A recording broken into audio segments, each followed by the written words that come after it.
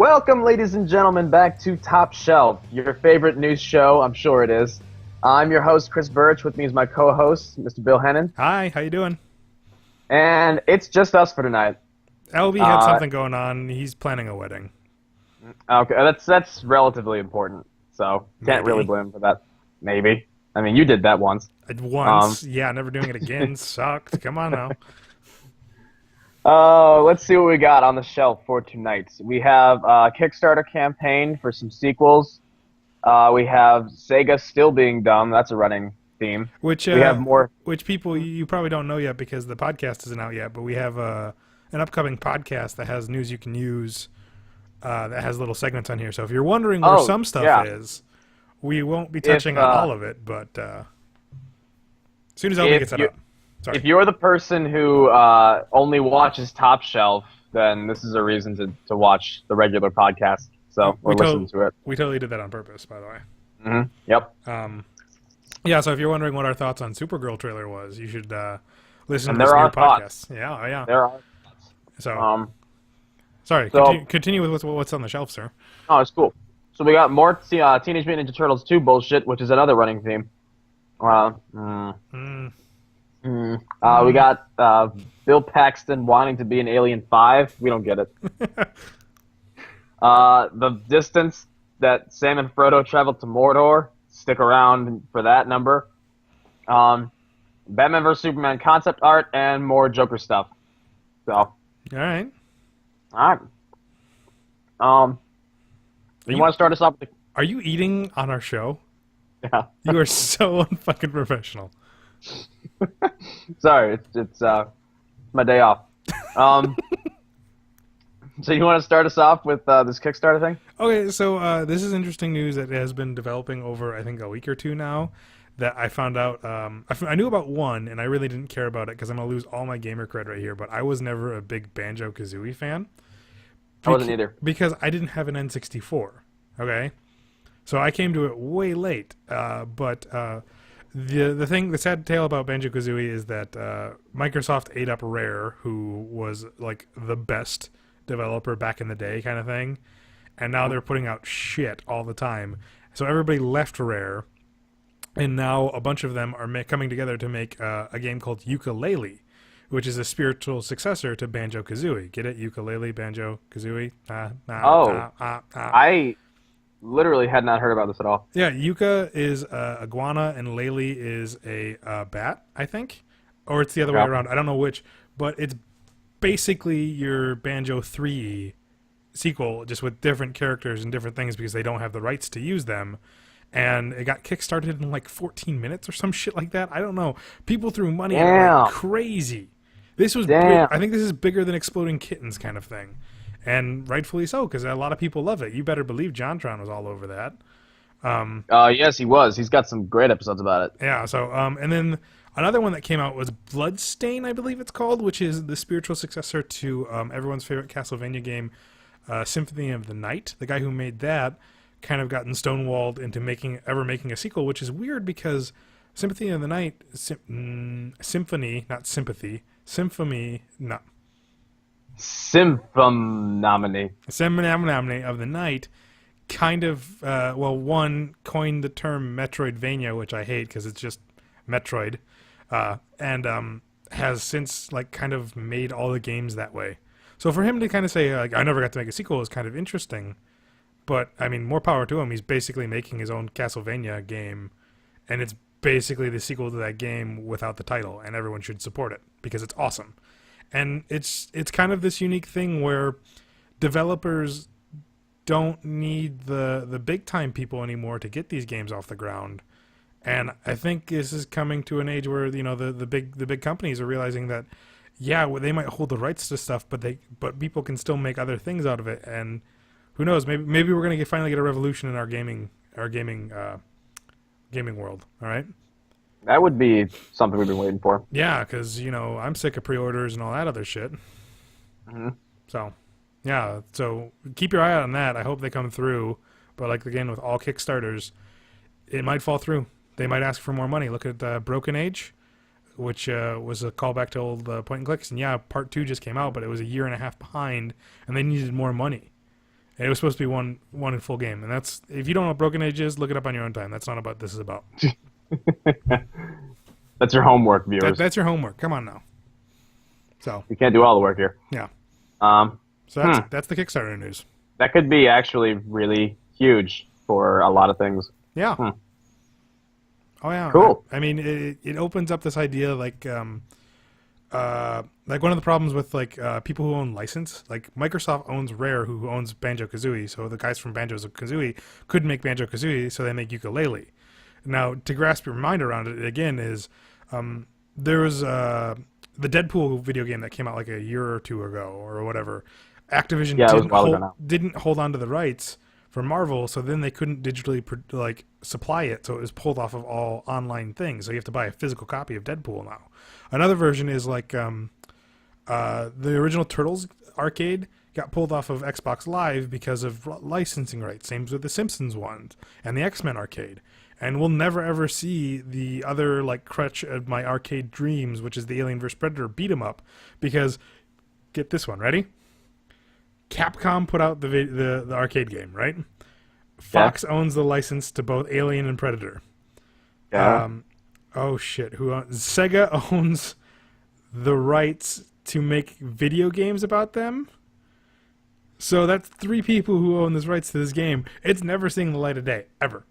No, it's not. Well, that's kind of like with the whole, I mean, not to make this about the Marvel thing, but I mean, with the rights of those characters to Fox and all that, that's how fucked up it is. It's not as easy as we get the rights to this character, period. Yeah. There's all kinds of merchandising stuff. Even now, Sony is still going to hold the merchandising rights to Spider-Man, even with the Marvel deal. Isn't it for Spider-Man only movies? If a Spider-Man shows up in a Marvel movie, then Marvel gets the rights to that? I think that's the case, and Sony gets a cut of it, and they also get merchandising. Well, and here's the other flip side of all that, because we're talking about merchandising, is one of my favorite things is Jack Nicholson agreed to being the Joker in the original '89 Batman for a cut of the profits.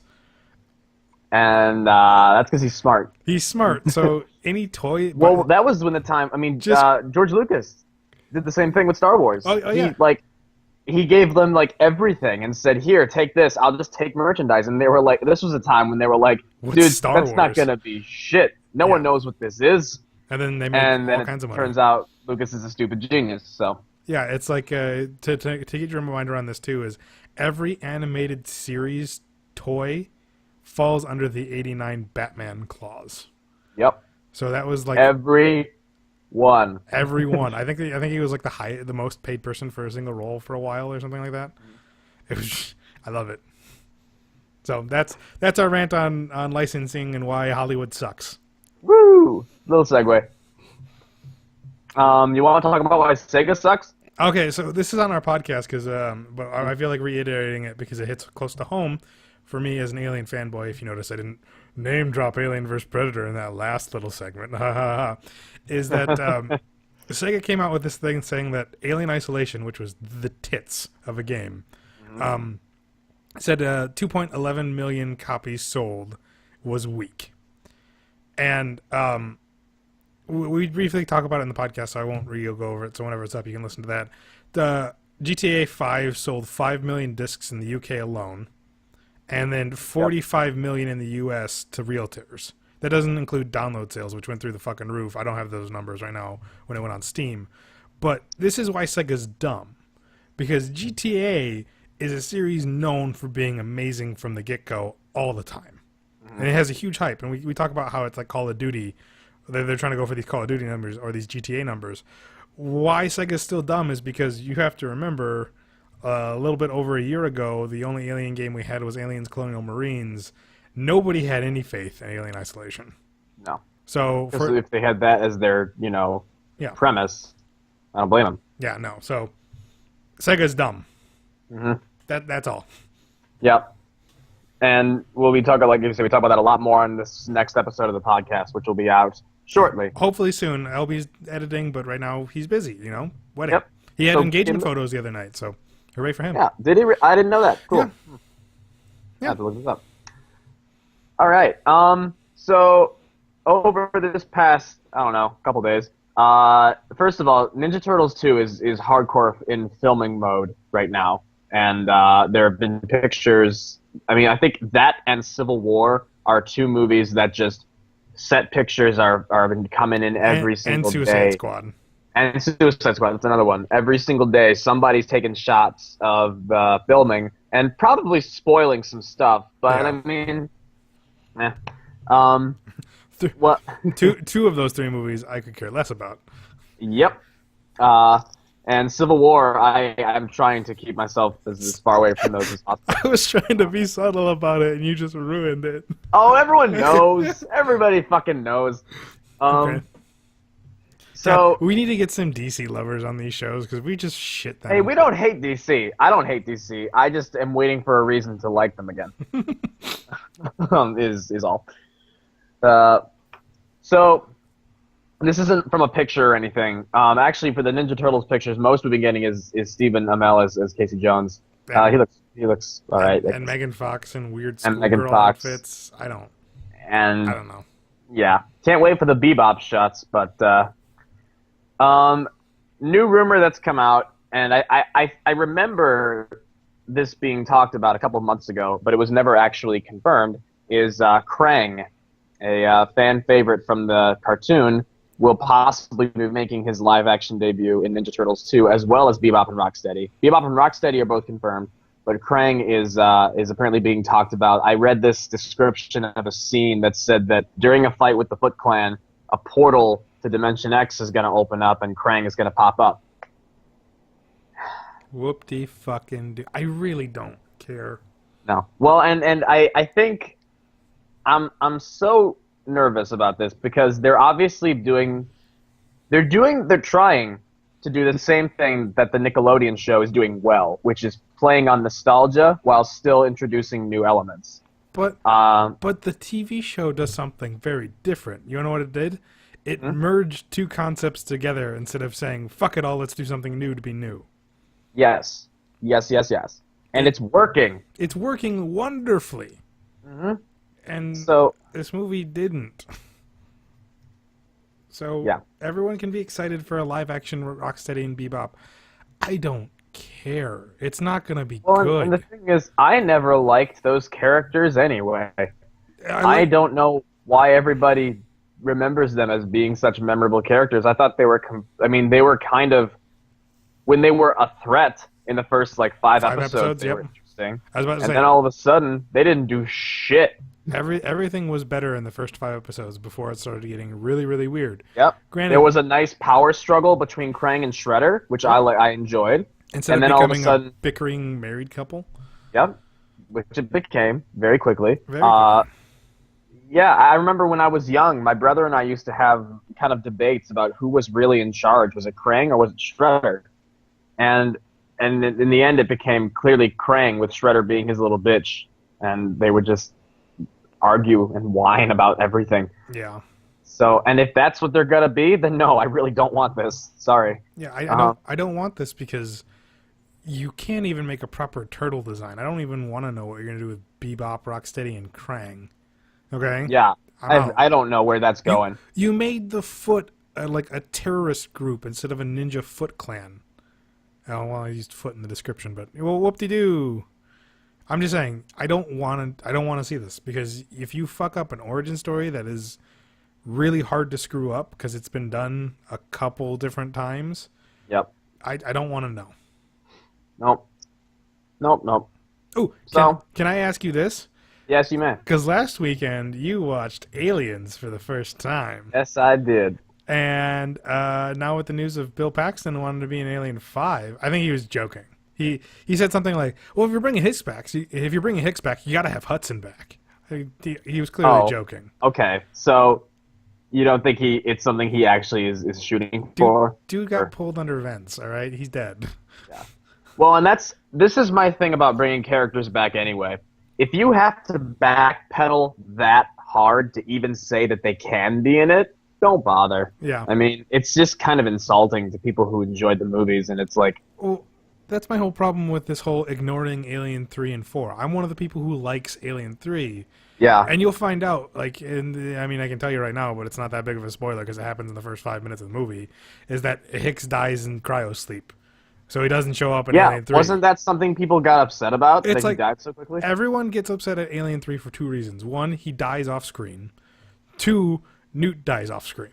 So everyone's like, well, that makes Aliens, the second half of Aliens, pointless. I'm like, no. She gave Newt the best death she possibly could. A quiet one in her sleep. That's better than anything else. But, like, people don't realize that for the elements of Alien 3, without spoiling it too much for Krause, not Krause, Birch, too many Chris's. Fuck it, I don't know. Too many Chris's. Too many Chris's, gotta start killing them. Don't take that serious. That was not a threat. That was not a threat. No, Don't call. I I'm love safe. these guys. I'm safe. Don't call the police. Wink, wink. I am safe.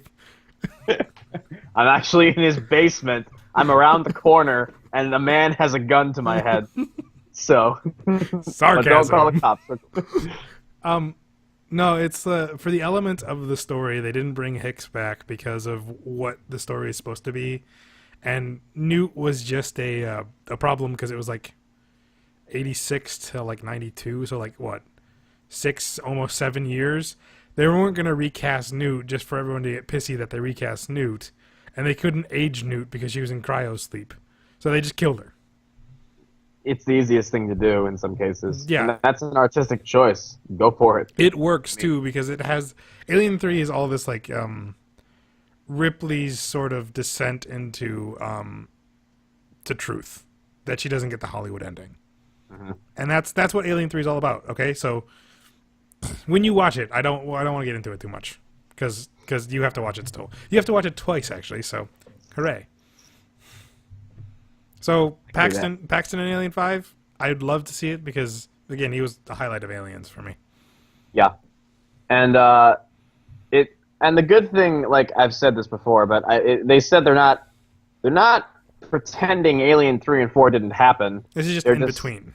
Yeah, they're just not going to talk about it.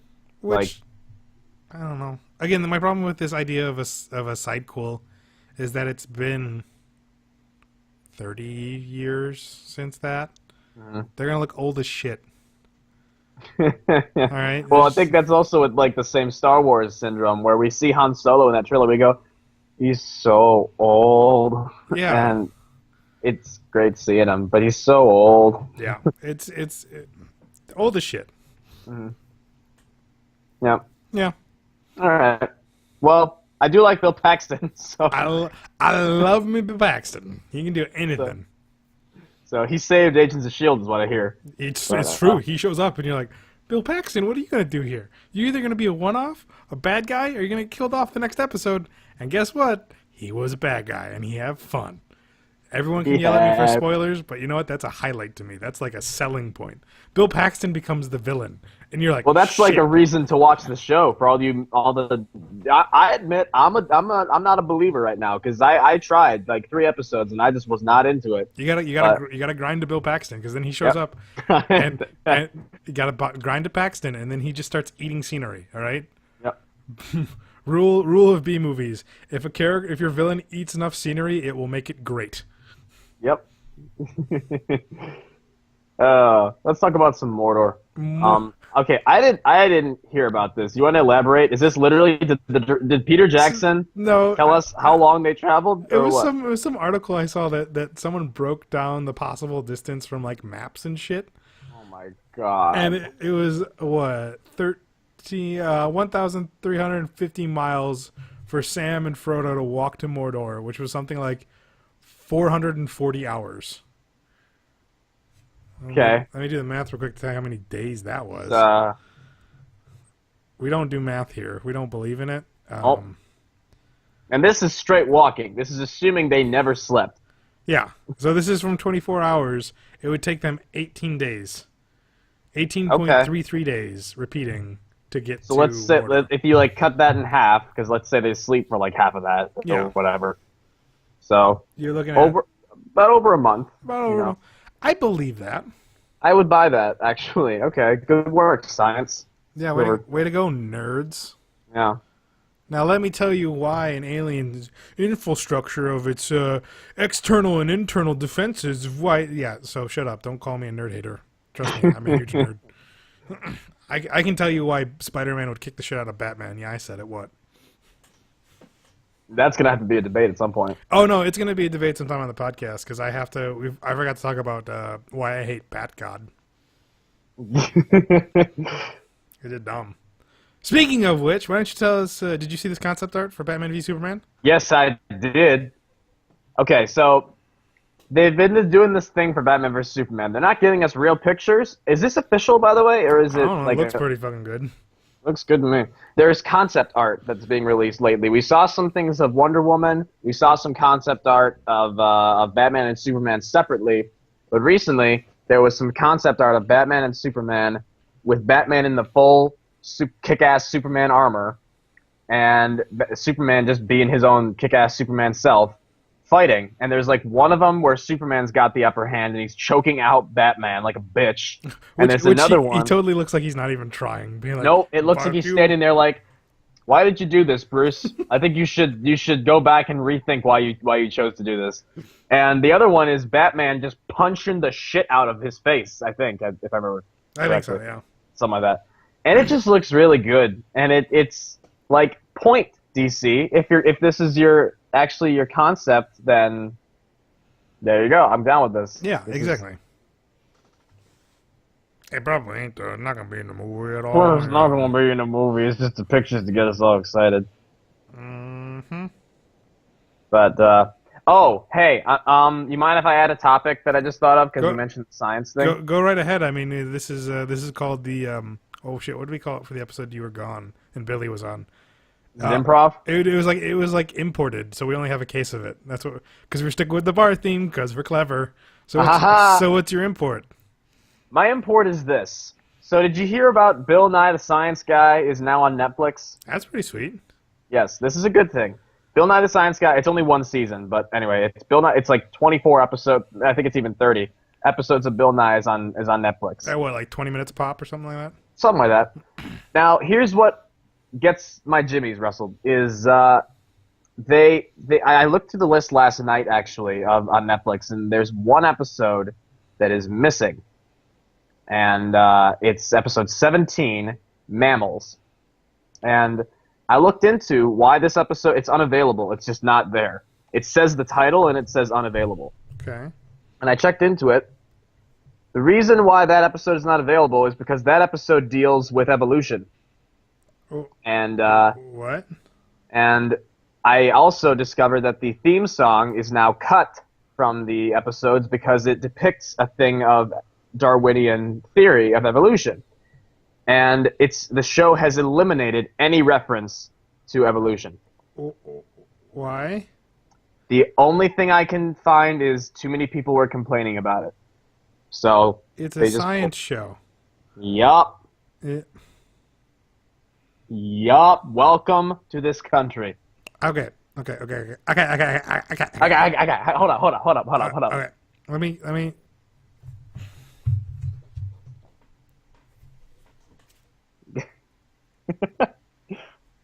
That's my frustration, by the way, doing the Pale Man from Pan's Labyrinth. Just go. That's me. That's like the absolute. Oh. I'm not going to tell you what to believe in and what not to believe in. It is up to you to teach your kids things and what you want them to believe, but ultimately it is also your kids' choice to believe in what they want to believe. Uh-huh. For a science show to talk about what science generally believes in, granted it is just a theory, but also remember here, gravity is just a theory. That means someone out there is going, yeah, I just can't get behind that shit. Okay? Science generally believes that evolution exists. It's a science show. Because there's countless pieces of evidence that show that it does. Mm-hmm. But again, we're not telling you what to believe in. You believe in what the fuck you want to believe in. All right? That's cool. That's cool with me. All right? I believe in the hybrid. All right? I believe in this great hybrid thing. Because, okay, we're going to get into science. Let's do this. Every scientist will believe that there's some reason and point that they don't know why evolution takes a certain tick which way or another. In my mind, that's God pointing the way. Okay? That I think it's very possible to work evolution with yes, a divine theory. yes, because I think it's so possible. it's because there's the point where like some scientist goes, we don't know why this jump happened for this reason, because the elements are this way because of this, and someone who has to believe in the facts and also has a religious upbringing and belief. I go, that's God. All right, that's all I'm going to say on it. There's your in. Yeah, That's your doorway. that's where your you can doorway. say, okay. It's That's okay. Like, and I don't think that if we die and we show, not to get into religious stuff, heavily, but if we die and show up and the big guy's up there and he goes, well, I would let you into heaven, but you once considered that evolution was real and it's not. Out. Yeah, we're not going to dive into that because I'll go on a huge fucking tangent on Oh this. yeah, if we want, we can set up a separate thing for that, and we Yeah. can get controversial. But yeah, we'll get into that another time. We'll have a good friend on who opened my eyes to certain things too. But the science show talking about evolution, great. If you don't want your kids to watch it, skip the episode, but don't remove it for the people who want to learn. no, 'cause especially in a show like that, it taught me science. Yeah. Fuck. And it's like, at least you can know what evidence is there, and then make your own conclusions. Yeah, it's just that's all. The idea of learning is to take your own conclusions and apply them yourself. Mm-hmm. And removing information is, I'm going to go the extreme here, is the equivalent of Nazis burning books because they didn't want them to learn. Yeah. It's the same reason why you look up at anything like North Korea, why they believe like their leader doesn't poop, because information is removed from them. You cannot hurt, this is from, again, a religious-esque person, you cannot hurt someone's religion, their fundamental beliefs, by giving information to them. No. Okay? It's dumb. Mm-hmm. Wow, that's two fucking heavy topics we talked about in the last two shows, because you didn't watch it yet, but the Game of Thrones, we talked about a rape scene, and that went on for 30 minutes. Ah, okay. That's why we're not talking about it in the new show, because you know what? Whoop. Go watch it. I sound like an asshole. I'll watch that later. It's long. If that alone was 30 minutes, shit. It's hilarious because in it, Jess and I come to the same conclusion, but we're arguing with each other. That's like a good old healthy debate every once in a while to really spark up the interest in this show. Like, I say something and she's like trying to cut me off, and then like eventually when it gets to her point, she says the exact same thing, and I'm like, woo, we said it differently but the same. So again, We're friends again. We were never enemies. I know. Yeah, Bill Nye cutting out evolution. So the whole, where is it in the theme song that says anything about evolution? It's not the song itself. There's pictures that go by of. So it's all cut, Bill Nye. From what I yeah, that's I haven't Bill. I haven't watched any of it yet, but from what I read, yes, it's apparently there's like one episode that near the end that still has it, but everything else they cut it out. It's dumb. Yep. That's really dumb. I'm sorry, that's really dumb. That's censorship. That's censorship that is not helpful. Nope. That helps nobody. This is like the end of Thank You for Smoking, where they try to take all the cigarettes out of film. We learn from things. You don't remove them from history. Yep. Well, that's like people, again, kind of a heavy topic, I guess. It's like the people who bitch about movies like 12 Years a Slave, because they'd rather just pretend slavery never happened. It happened. Like, we're not blaming anybody. We know that we, white people today, had nothing to do with that. Well, okay, some people don't realize that. Well, that's true. That's another. But we're not getting into that. We're not Let's drop the subject. Let's reel back onto the fun topic news. God damn it! Back to things like Jared Leto in makeup.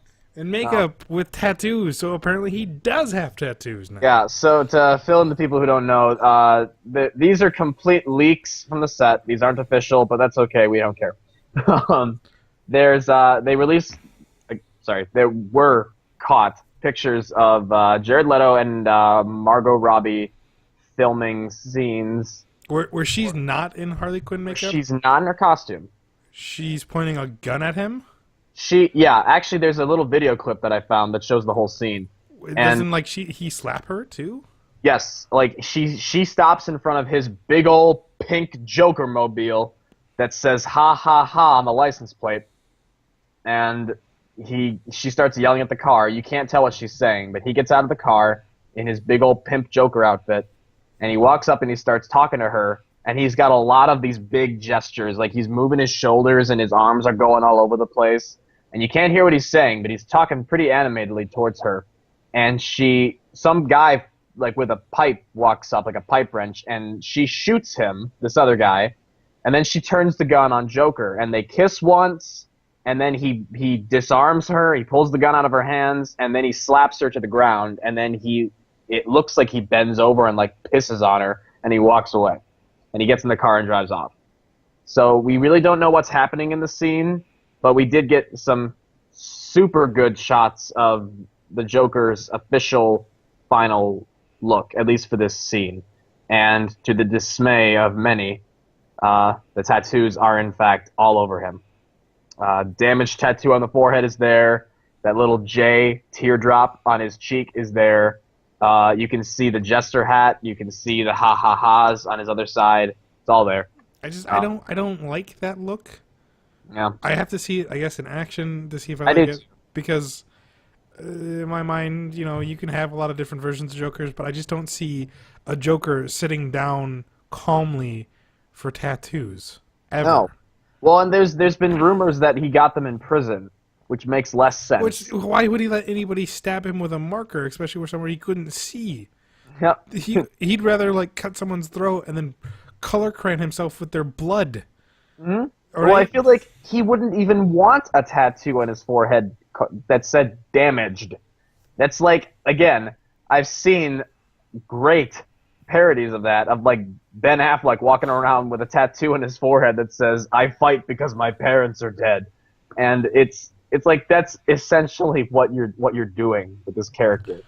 It seems like a fan of the Joker. We've said this before, but it's still just I see him and it doesn't read the Joker. It's like the equivalent of that, like I don't know what you want to call them, but like those sports jerseys that have the characters on them. Yeah, that's what it feels like more to me than like an actual Joker. Like he's walking around with a purple and white one that says Joker on it, ha ha, and it like has this like really dark rendition of him like going on like this with his hair, and you're just like, that's dumb, it's dumb. And if you wear that, I'm sorry, but it's not good. no. But can we talk about another shot from that I really like? Yeah, we got a picture of Killer Croc without a shirt on. And I like Killer Croc, though we gave him shit the first time he was shown, but I like the idea that he's more circus freak than monster. Yeah, I like it. I'm like interested in where they go with that character particularly. Again, I want these characters in a Batman movie, though, not a fucking Suicide Squad. Nah. Suicide Squad. Suicide Squad. Let me put up my glasses. Why don't I just play the controversial nerd? Clearly, you do not want it. Okay. You that character from The Simpsons? Yes. The comic book guy. Which is now pretty much Neckbeard. Yeah. He was the original Neckbeard. He was the original Neckbeard, all right? We nerds get a bad rep. Yeah. Because we cannibalize each other. Yep. Did you see the full Harley costume, like the new shots of her? You No. can see more details? No. Well, like, her necklace says Puddin'. Again, I don't really... Okay, I don't want her in a full Harley Quinn jumpsuit because that doesn't look I don't right. either. But I don't like this... is it fair to say white trash-y look? It's Of both of them? pretty white trashy. I mean, he looks like her pimp as opposed to her abusive lover. Well, it's also the idea that here you have like Rick Flag walking around in full combat gear, and you decide to bring in Harley Quinn and fucking Spanx and a giant revolver that doesn't fit under her coat and Puddin'. And you see on the back of her front of her jacket says it's a shirt that says "Daddy's Little Monster," and on the back of her jacket it says "Property of the Joker." Okay, you want to know how they should have done it? Look up. Oh god, I'm gonna butcher her name. Jessica Nagiri? Is that her? The cosplay chick?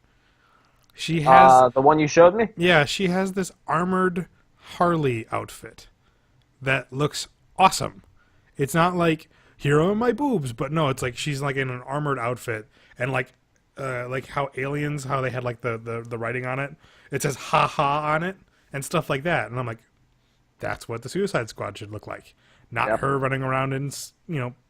Well, I knew as soon as I saw Joker's design, I'm like, they're gonna sexualize Harley. They're gonna really, really sexualize Harley Quinn. I told you to go to a cosplay person who sexualized characters too. I don't know. Well, hypocrites. I don't know. We're all hypocrites. I'm just saying that the one design she has of it, she's not like she's in a skin tight outfit, but she has like this classic looking combat armor on that says "ha ha" and stuff on it, which makes more sense. Like you'd rather have them like take this generic suit and then customize it to their own version. I don't know.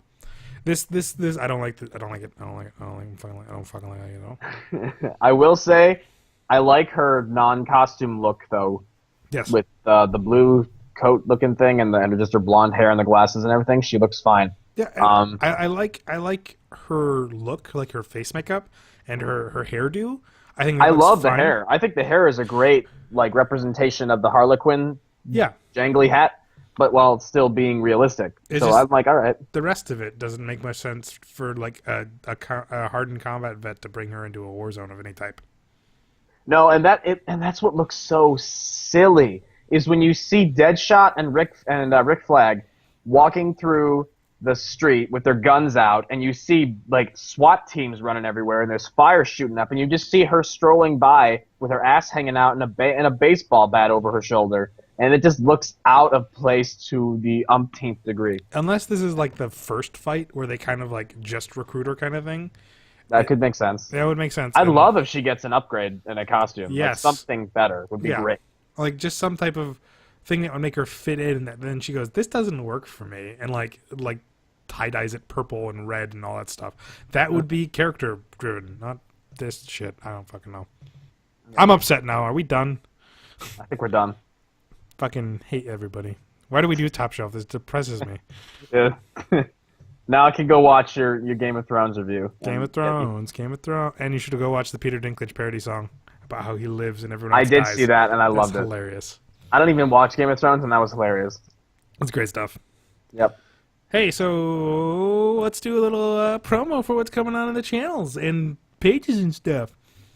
Okay. You want to take the lead? Because yeah, I don't have them all in my head right now. We have some game playthroughs coming through soon where we got around and played some fun multiplayer action. And oh my god, me and Bill were in the same room, everybody. Yay. We were actually recording in the same room. Yeah, it was nice. As opposed to how we usually do it. Yeah, and we have a podcast coming up, hopefully. Yes, we do. And some more stuff hitting the channel. Yes, we do. And hopefully, and I've been teasing it forever, an Age of Ultron review. It's coming. We just got to find time, people. We're sorry, we're busy. Yep, we've all seen it now, so we can talk about it. And I think a Mad Max is coming up soon because I'm gonna try to see it soon. Yep. And we'll probably get a Jurassic World. Oh, can't wait, dude. June 12th. I forgot how close it is. We'll get Ant-Man. I probably won't be there because fuck Ant-Man. I'm gonna see it. And you'll tell me if it sucks or not. I'm seeing Fantastic Four this summer, yo. You heard it here. Birch will do a standalone Fantastic Four review because he'll be the only one who goes to see it. And when we get Fantastic Four 2, it's all his fault. Yeah, they already confirmed they're making Fantastic Four 2. So all Birch's fault. All my fault. So if the review ends up me being just a one shot of me and I just go, it sucks. And you'll know why. You'll know why. I'll make the video extra long so nobody knows. Extra long intro. All right, that's all we got. Unless you got something. No, that's all on my end too. All right, we'll see you around, people. All right, see you guys. Bye.